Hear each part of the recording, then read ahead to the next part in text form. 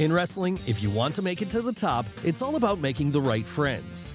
Sure, it helps if you're a talented performer, but whether it be by playing the political game backstage or by aligning yourself with the right allies on screen, you have to have people on your side who are going to stand by you when the time comes. So that's why sidekicks have been such a popular recurring theme with some of wrestling's biggest stars over the years then. And while sometimes they're played more comedically and sometimes they're played serious, they've always been a hugely entertaining part of the show. But who were the greatest of them all? Well, join us today then as we take a deep dive into Watch My Back, Wrestling's Greatest Sidekicks. And if we're starting anywhere, why not do so with two of the most memorable sidekicks of all time, a duo who, while the Attitude Era was at its peak, found a second life as Vince McMahon's Stooges, Pat Patterson, and Gerald Briscoe. Yes, years after they'd first had individual Hall of Fame-worthy careers, with the latter being the first-ever Intercontinental Champion and the former being a heavyweight champion across multiple different territories, the Stooges would gain a resurgence in popularity when they became the closest allies of the Boss during his war with Stone Cold Steve Austin in 1998. And the reason for this was that, being old-timers, they agreed with the idea that the Rattlesnake was too much of a liability and that he needed to be dealt with. So over the next year or so then, they'd constantly aid McMahon in trying to come up with ways to foil his rival, even if, by the end of those plans, they'd usually come out looking like fools. That's right, despite being very serious performers during their first runs, this period would see both men portrayed more for laughs, with them regularly failing to get the better of Austin. Still though, it wasn't like that was all they got to do during this period, as at points, they would even return to the ring themselves, most notably in June of 2000 when Patterson helped Briscoe to briefly win the Hardcore title. Of course, this would lead to jealousy developing between the two as their competitive spirits came to the forefront all over again. And soon after that then, they'd actually battle it out for the title in one of the strangest bouts of the era, a Hardcore evening gown match at that month's King of the Ring pay-per-view. But they weren't the only comedy sidekicks who were around at this time. Hell, they weren't even the only comedy sidekicks who were aligned with the corporation. No, while the Stooges were always there to watch Vince McMahon's back, when it came to his son Shane, he had his own allies in the form of the Mean Street Posse. And who were the Mean Street Posse? Well, as it happened, for at least two of the four original members, they were real-life friends of Shane's from childhood who he decided to bring in so as to get them on TV. As for the other two, though, it's still unclear to this day who they were because after making a couple of brief appearances, Willie Green and Billy P would be pulled from the group, never to be seen again. That said, when it came to Rodney and Pete Gas, they would hang around for a while yet. But while they were no actors, they weren't exactly professional wrestlers either. So while they were portraying themselves as comedy heels from the mean streets of Greenwich, Connecticut then, helping their old school buddy to hold on to the European title, it was understood that a third member would have to be brought in, someone who could do the work in the ring during their matches. And that third man would end up being Joey Abs, an indie up-and-comer from North Carolina who took the opportunity to be in a high-profile TV role and jumped on it. So with all this set up then, the trio would continue on with their heelish ways when, in the lead-up to 1999's SummerSlam, they'd act out Shane O'Mac's wishes by constantly trying to drive a wedge between his sister Stephanie and her kayfabe boyfriend Test. Of course, being comedy sidekicks, they'd be unable to do this, and soon afterwards, growing frustrated with their friends' constant berating of them, they'd turn on Shane too, a decision which led to them going out on their own and becoming little more than glorified enhancement talent for the rest of their run. Not that it was all bad, however, because at one point, all three members would briefly become Hardcore Champion during the Hardcore Battle Royal at WrestleMania 2000. And after that, there was even a brief forgotten storyline where it was revealed that Joey Abs and Stephanie McMahon had been former lovers. Ultimately, though, this story wouldn't end up going very far, and by 2001, all three would have been released from their contracts. Sure, it wasn't exactly a group that was going to be remembered amongst the greats, but then, with only one of them being an actual wrestler, getting as far as they did was an achievement in itself. And at least they had a wrestler amongst their ranks, because over in World Championship Wrestling around the same time, Chris Jericho's sidekick was about as far from an in-ring performer as you could get. What was the reason for this? Well, when it came to Ralphus, he was just a truck driver behind the scenes who stumbled into an on-screen role. That wasn't to say he wasn't very entertaining, however, because the sight of this out-of-shape, balding man wearing a crop top and playing the role of Y2J's personal security was often a sight to behold. Yes, this was during one of Jericho's more comedic periods himself where, with him believing he was a victim of a conspiracy within the company to hold him down, he'd make the decision to hire some backup.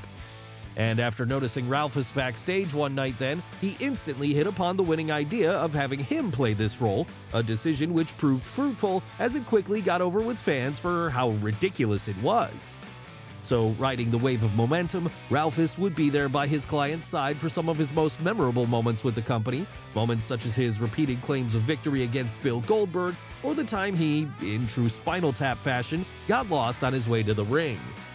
Unfortunately, though, it seems like this taste of fame got to the trucker's head after a while, as according to Jericho himself, when it came time to renegotiate contracts, Ralphus would decide he was now a big star and, as such, deserved a huge pay raise comparable to other wrestlers on the show. Needless to say, then, he didn't get this pay raise, and after that, he'd return to his original job, content in the knowledge that he'd had his brief moment in the spotlight. And as for Chris Jericho, well, he'd go on to have a Hall of Fame-worthy career himself, with him currently working for All Elite Wrestling, where he was their first ever world champion. After he lost that belt, though, he'd spend a long time feuding with one of the industry's rising stars in MJF. And part of the reason why MJF has been able to rise so far so quickly is that, up until recently, he had his own sidekick in Wardlow. It all started when, while involved in a heated program with Cody Rhodes, Maxwell Jacob Friedman would bring in the big man to face the American Nightmare in a steel cage match prior to their own showdown. And after softening Rhodes up here then, MJF would go on to beat his rival soon thereafter, all before the duo entered into a lengthy program with Chris Jericho soon thereafter, when they successfully wormed their way into his Inner Circle stable. Of course, in the end, it was revealed to be merely a way of dividing the group and leaving them weakened for the arrival of the Pinnacle, the newest heel collective in AEW, made up of MJF, Wardlow, FTR, Shawn Spears, and Tully Blanchard. So with both sides now having a score to settle, they'd go to war in the first Blood and Guts match not long after this. Although by this point, it was already becoming clear that the big man was tiring of his leader's heelish ways. And these feelings would only continue to grow over the weeks and months that followed as, with MJF constantly berating him whenever he made a perceived mistake, Wardlow's anger would quietly build up as fans got behind him more each and every week. Eventually then, it felt like it all had come to a head, and realizing the best way to get his revenge would be to embarrass his boss on the biggest stage possible, the growing fan favorite would wait until the dog collar match between MJF and CM Punk at March 6, 2022's Revolution, with him there choosing to screw the heel and cost him the victory. Since that point, Wardlow has gone out on his own after getting his final revenge on his now former employer at the following May's Double or Nothing pay-per-view. And with MJF subsequently spending a period away from TV following his pipe bomb promo the next week on Dynamite, Wardlow would use the opportunity to rise to the next level by winning the TNT title, a belt he still holds as of the time of this video's recording. But while Wardlow's rise has been a key part of AEW over the last year or so, over in WWE, another sidekick is currently working his way back into the main event scene too through his infiltration of the Bloodline. Who are we talking about this time? Why, Sami Zayn, of course. That's right, Sami Zayn, the only French-Canadian member of the Anoa'i family, has proven to be one of the most entertaining parts of WWE TV over the last year with his comedic portrayal of a man desperately trying to sit with the cool kids in the lunch hall. Of course, while he may be better known for his more serious periods, such as when he was the beating heart of NXT or when he was undergoing a lengthy feud with his real-life best friend Kevin Owens in just about every promotion in North America, being funny is nothing new for Zayn either, as years prior to this, he'd learned all he needed to know about comedy from his close associate, El Generico. And so, when he began slumping down the card somewhat in the late 2010s, he'd recover by leaning more into this side of himself. Then, he'd go to another level of funny when he got involved in a memorable feud with Jackass star Johnny Knoxville leading into WrestleMania 38. That said, upon losing that match and feeling like he'd lost the respect of the locker room as a result, Sami would decide the best way to rehabilitate himself was to join up with the Bloodline, the ruling stable in WWE right now, which includes the Usos, Paul Heyman, and Roman Reigns. Of course, very clearly not being a member of the family, the former Intercontinental Champion would have to work to prove himself, something he did by not only helping them out in the ring in a number of occasions, but also by pleading his case repeatedly in some of the most genuinely funny backstage segments the company has done in years. On top of that, he'd at one point post a photoshopped image of him with his cousins during their youths together on his Instagram page, something which should earn him a spot in the family forever for that and that alone. And as of the time of this video's recording, it all seems to have worked out well for him, at least in part anyway, as with Jimmy Uso accepting him as an honorary Us, he's secured his position in the group for the foreseeable future. But for as much as Sami Zayn is happy to finally be seen by someone again, when it comes to our next entry, well, he was never exactly seen at all. Not because the character wasn't over, but because he didn't actually exist. That's right, while RTruth might have been able to see him, when little Jimmy was first introduced to audiences as his new sidekick in 2011, no one else would be able to. Of course, given the fact that he was imaginary, this should come as no surprise. Yes, ever the comedy character, Truth would bring the funny again at this point when, upon turning heel, he'd start ranting at children in the crowd about how much they loved John Cena over him. Hell, at one point, he'd even throw a cup of soda over one father in the audience's face, something which led to him being forced to apologize the next week on Raw. That said, in true RTruth fashion, this would be played for laughs too, because prior to apologizing, he'd start singing a song about little Jimmy, the invisible child who saw him as his hero, not John Cena. After that, little Jimmy would become a recurring feature of Truth's act, with the youngster at one point being attacked by Daniel Bryan during a 2012 episode of Raw, and at another point being the feature of a photo shoot where he was taken to Disney World. Even as recently as 2020, he's still around, as during a match between RTruth and Drew Gulak at that October's Hell in a Cell pre-show, the latter would try to talk to the invisible youngster, something which only served to anger his opponent all that much more. Of course, many years prior to this in 2006, another legendary sidekick would make his debut in WWE when Hornswoggle had first appeared as the newest associate of Fit Finlay. Yes, Dylan Postal, the man behind the gimmick, would start appearing from under the ring during Finlay's matches on SmackDown at this time, usually bringing a shillelagh with him and helping the Irishman to win the match. And so successful would this be that, at one point, he'd even help Finlay to become United States Champion. Of course, that would be far from his most notable moment, however, as after winning the Cruiserweight title himself not long after this, he'd end up serving as the final holder of that particular belt. Then, once this story was done, Hornswoggle would be rocketed up to the main event picture when, on the September 10th, 2007 episode of Raw, he'd be revealed as the kayfabe illegitimate son of Vince McMahon, with this all disgusting the boss so much that, eventually, he'd take on his son in a steel cage match that following February. After that, however, it was discovered that Finlay had been the father of Hornswoggle all along, with the two reuniting at this point. And Hornswoggle would remain in Finlay's corner for a while thereafter then, even while he was simultaneously aligning himself with D-Generation X and being revealed as the anonymous Raw general manager. Sure, it was a lot of different hats for him to wear, but he never seemed to have any problem doing so, something which led to him having such longevity with the company.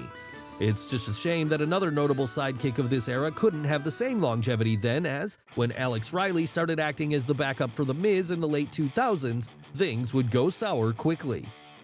And that's a shame because, while no one was ever going to compare him to Bret Hart or Bryan Danielson in the ring, and he never exactly had the promo ability of The Rock or Chris Jericho either, Riley did have something to him that, if fostered right, could have seen him reach the main event scene.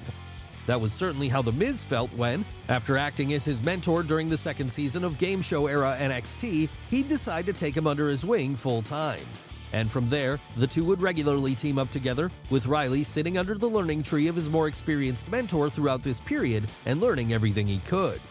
Of course, part of this role also included getting involved in The Miz's matches and helping him to win via screwy means, something Riley proved to be very adept at as the weeks and months went on. So, happy with what he was seeing then, the mentor would occasionally start letting his protege take his place in matches, giving him the opportunity to face such high-profile opponents as John Cena. And while a blind man could have seen where this was eventually going to lead at this point, particularly after The Miz won the WWE title in November of 2010, the babyface turn of Riley would ultimately be rushed and botched when, After facing his mentor, he would end up losing and immediately be written off TV so he could be sent back down to the developmental brand Florida Championship Wrestling. Why did this happen? Well, for Alex Riley's part, he blames the whole incident on John Cena, with him claiming that Big Match John took a disliking to him and used his political power to get him removed from the main roster. Whether this is true or not is up for debate, of course, but either way, when Riley returned as part of the SmackDown brand later in 2011, any momentum he had would be gone, with even his reignition of his feud with The Miz doing little to stop him falling into lower mid-card irrelevance as the months went on. Thankfully, though, another of The Miz's sidekicks would have a better time of it, for a while at least anyway, as when Damien Sandow became aligned with the heel in 2014 and subsequently renamed himself Damien Mizdow, his career would start booming. Yes, after a promising early start to his WWE run, Damien Sandow's career had stalled somewhat by the middle of the decade, what with him having lost the Money in the Bank contract in pretty embarrassing fashion. So realizing he needed something to get him going again, he took an offer from The Miz soon thereafter to start acting as his personal stunt double. But why would a former WWE champion need a stunt double? Well, because he was doing a delusional movie star gimmick at the time, someone who, after appearing in a few WWE Studios flicks, thought he was the toast of Hollywood. Of course, Sandow's role in this could very easily have seen him die a death, but proving to have more comedic talent than anyone realized, he'd soon turn it into a highlight of the show, as after mimicking his boss's ring entrance whenever he walked out alongside him, he'd stand at ringside and take every bump he was taking too, even if there was no one to deliver it to him. Pretty quickly then, not only were fans getting behind this, but other performers in the back were too, with a cult following beginning to grow around Mizdow in the process. And this would eventually see The Miz start to get jealous of his protege as, rather than the focus being on him, it was now being focused elsewhere. Even when the two became tag team champions together at that year's Survivor Series, in fact, the very idea that Mike Mizanin had to share the spotlight angered him.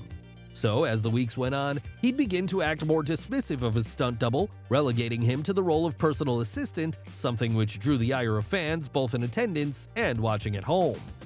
But they wouldn't have to be angry for long though, because after finally deciding he'd had enough of The Miz, Mizdow would turn on him in the WrestleMania 31 pre-show Andre the Giant Battle Royal. That said, after this, his career would stall once more, because with management seemingly unwilling to get behind him as a single star, he'd sink back down into lower mid-card irrelevance.